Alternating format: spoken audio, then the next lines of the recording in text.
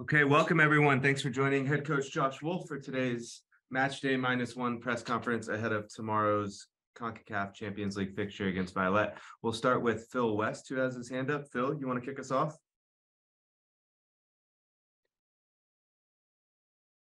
Phil, you may be muted.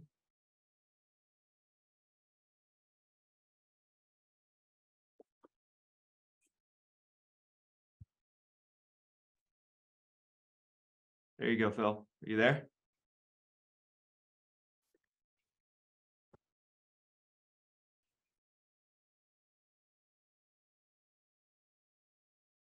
Phil West, please unmute yourself. You have the floor. We can move on to Adam. Adam, are you there? I am here. Can you hear me? Yes, sir. Please go ahead. There seems to be a divide amongst the fan base. Some people are thinking that the 3-0 loss in the Dominican Republic is evidence that we don't have enough depth to compete in this competition. And other folks think it's the most kind of prestigious tournament. We might not be in it anytime soon, and so we really need to prioritize it. Trying to read the tea leaves of your selection against Salt Lake, should we interpret that you playing a full strength squad in Salt Lake means that that we're not going to go all out in this tournament? Well, I think there's a lot of things that come into play when we're deciding a group that's going to start. I think, we had the start of the season with the 2 games. Obviously, there's a game before the first game down in the Dominican Republic. So we don't talk a lot about the players leading up to that game. I think, for Alex, he's a guy that has, certainly some knee concerns over the course of his career, and we're going on to turf, and he's one of our only center backs healthy at the moment. So there was the concern of what the surface would do to Alex short term and long term. So there's that part of it. And I think for Leo Väisänen also, who has some abdominal and some groin issues coming out of that Montreal game, there were some concerns as to what physically a 5-hour trip to and from playing on turf would do to him. So there are some concerns physically with what these guys can do.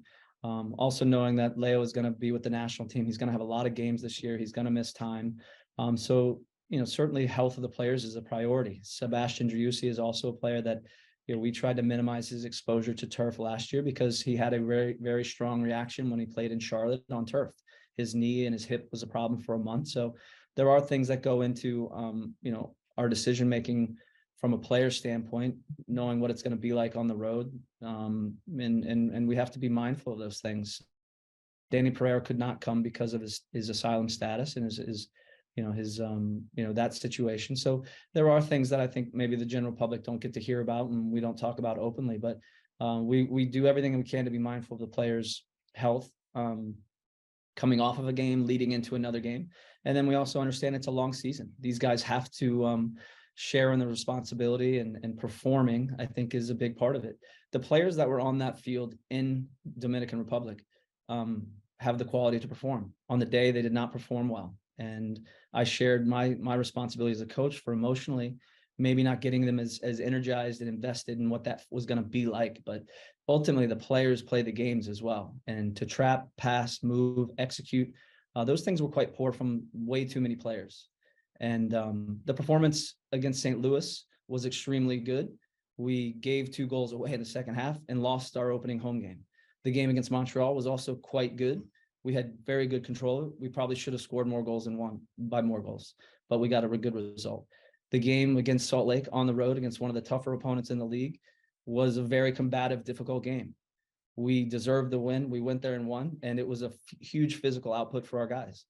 Now we got to recover and have a good understanding of what it's going to be like against Violette at home in front of our fans, with the ability to right a very poor performance from a week ago. And our guys are energized by that. We have and take every competition extremely seriously. I, as a coach, take every competition extremely seriously. Our players understand a great opportunity and responsibility as to what that looks like and feels like. Tomorrow is a great opportunity for us to go out and perform in front of our fans. and to move on in CONCACAF. I don't think any player in our organization feels we're not going to achieve that tomorrow.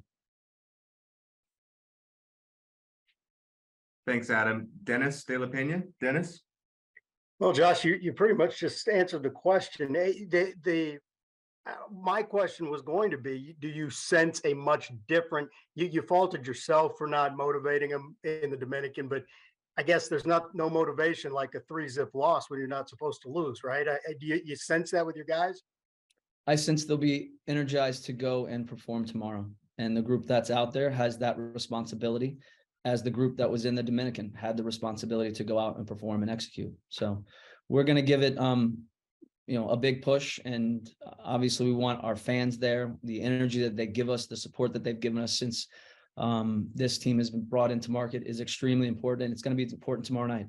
We know what momentum looks like and feels like inside our stadium, the energy and the speed that we can play with, the level of execution when we do execute and do perform in a good way. We can put them under significant pressure, and we need to do that. They're still an opponent that has a couple ways that can hurt you, but if we perform it the way that we should and are capable of, we'll go get a result that will move us through the CONCACAF. Thank you, Dennis. Jorge, go ahead. Hi, Josh. I don't know if you are aware of the problems with Violet.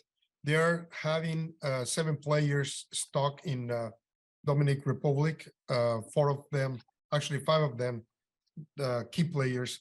What do you think about that? Are you guys going to have advantage of this situation? We're prepared to play tomorrow. I think it's, I don't know any of that, what you said, to be true. I don't utilize any of that information to tell players that our guys need to be prepared to play tomorrow, to compete and win and move through. I have, I have been in contact with some people from Violet, and the coach, after the media conference on last Tuesday, he was asking for fair play. What do you think about the fair play in these kind of situations? We are preparing ourselves and our staff and our players to go compete tomorrow, just like we did when we went down to the Dominican, and nothing changes. Thank you. Thank you, Jorge. Let's try Phil West again. Phil?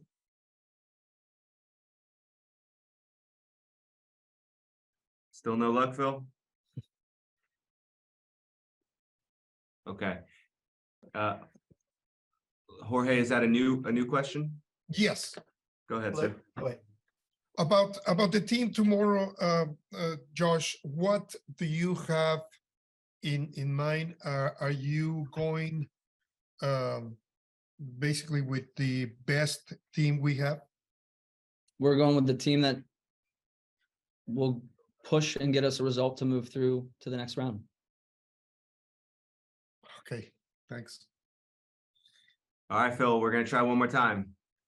Are you there? Okay. Well, 3rd time's a charm, maybe. Hi. Wanted to you. ask, first of all, now that you have some game film on Violet, what kind of preparations, what kind of adjustments do you make? Just kind of given what you saw from them, particularly offensively.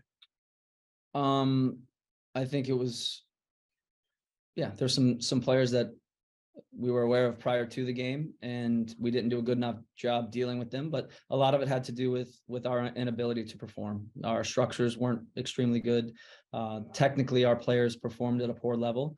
And then now tactically, what was being asked of the game, we didn't execute well enough. So in that, they gained a little bit of momentum. And I think there's nothing that we're terribly surprised by with what they were doing. They put some service into the box. We can deal with those situations much better. And, I think most of it will have to do with our ability to utilize the ball, disorganize the opponent, and generate more chances. And it was nowhere close to good enough in our standards the last time down in the Dominican Republic. So we'll try to correct those things and put ourselves in a much better position to put them under pressure and create goals, which we need a fast start, and we need to achieve that in a pretty controlled way, and be mindful of some of their more dynamic players. And then real quick, the team has looked different with Ring and Bison and center back pairing, but obviously they played Saturday. What's their match fitness and the readiness for Tuesday? Can we?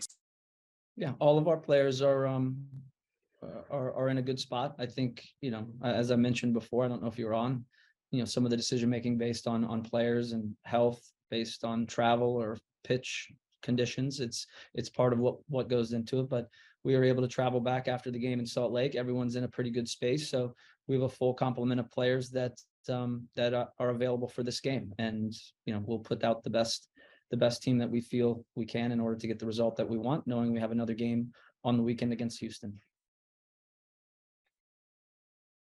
Thanks, Phil. Adam?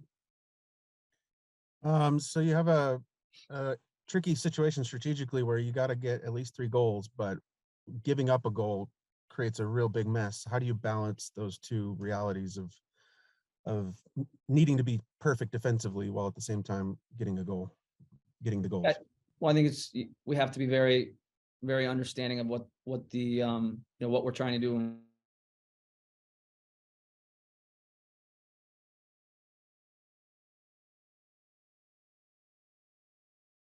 Deal with that, and we have to have some level of going around them and over them, and as the game goes on, finding ways to go through them. But we have to go out and get goals. We have to be aggressive to some degree, but it doesn't mean we have to be reckless. There's plenty of time. It's 90 minutes.